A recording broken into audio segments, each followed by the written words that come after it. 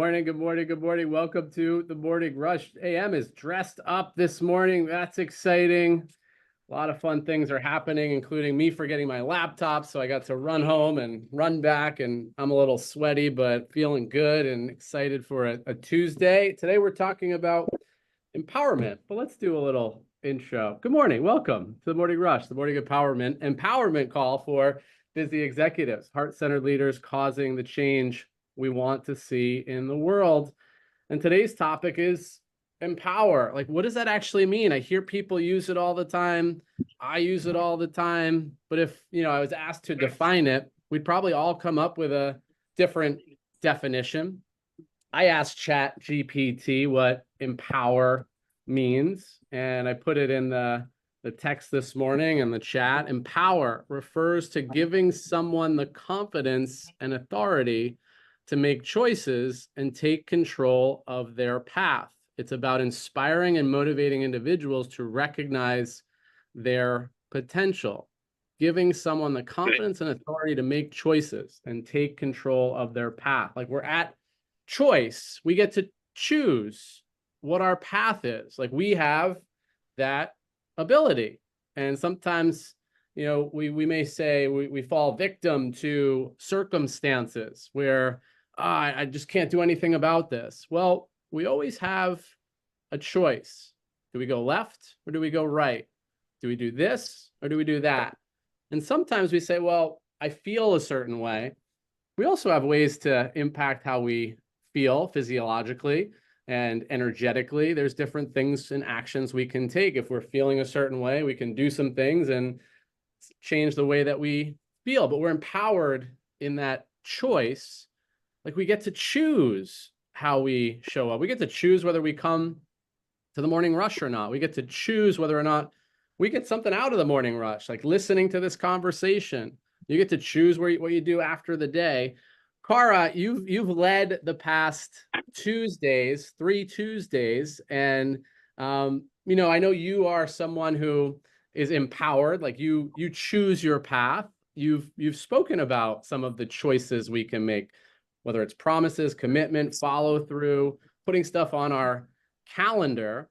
How do you look at the word empower? Because sometimes it's like, it could be, I don't know what that means. What does empower mean to you? Is like the definition I use, does that align? How do you look at it? Well, I look at it, I'm looking at the other side of it, which is I don't enable. So it's more about, especially when I'm facilitating medicine with my husband, there's a little bit of support, but then it's like, go ride that bike on your own. You give a little push when somebody's learning how to ride a bike. You give them a few suggestions, and then you just let them do it and take their own, have them generate. So it's causing generation, I think, would be the two words I would put it, is causing generation.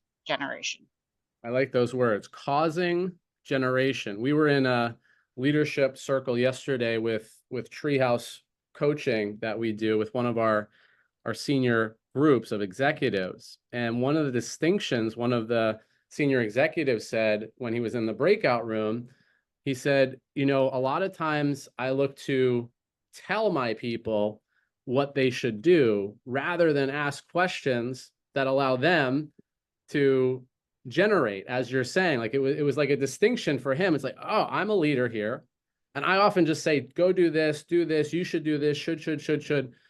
But I often don't ask questions that allow the other person to discover something and then ask more questions to say, well, what do you see to do? Like, how are you gonna generate? Like, how do we cause the generation of another? I think one of the access points is questions, like asking people questions rather than telling them what to do.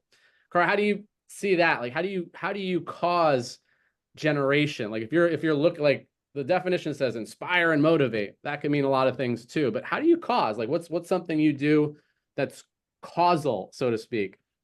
So the first thing is I hate giving advice. So I hate the word should, because it says if I know, I really don't know. it might not work for that person. The second thing I do is if I want to show them a different way without making them wrong, I look at what example that I can give about myself versus what they, and maybe they'll find something. And if they don't, then I start asking them is what, for instance, is I'll say there's a specific situation where there was no generosity there. It occurred like there's no generosity. And then if you declare yourself to be a person of generosity and power, whatever contribution, if that's what your declaration is, how am I aligned with that? And then I'll ask that person, how, if your declaration is this way of being in alignment with who you declared yourself to be. So first I'll give an example about myself and how sometimes I'm not in alignment and how I get present to it and put something in. And then I'll say, what about you? Like, is this in alignment with who you say you are? Yeah. Yeah. And I think it's been a challenge, I'd say, in my leadership, my life also, not to want to like to think I see something that the other person should, and then I say, oh, well, you should do this. But then switching that and becoming skilled at empowering the other person to discover something for themselves, which may not be what I see, and that they get to choose how they're going to operate moving forward. And it's not easy. It's not easy. And then, so the question today is, are you empowered? And then like personally, we can look at, am I empowered? Normally, just as an example, my mornings are, I want to get up and I want to exercise. And like, I have to check all these morning routine boxes. And this morning I sat there and I said, you know what? I'd like some more quiet time. I don't want to go out and run right now and do the exercise. So I chose not to do that. And there was actually refreshment on the other side of it. I relaxed. I had a cup of coffee. It was like, oh, I always do my mornings this way. What if I chose another path and I was empowered to do so, and it made a difference?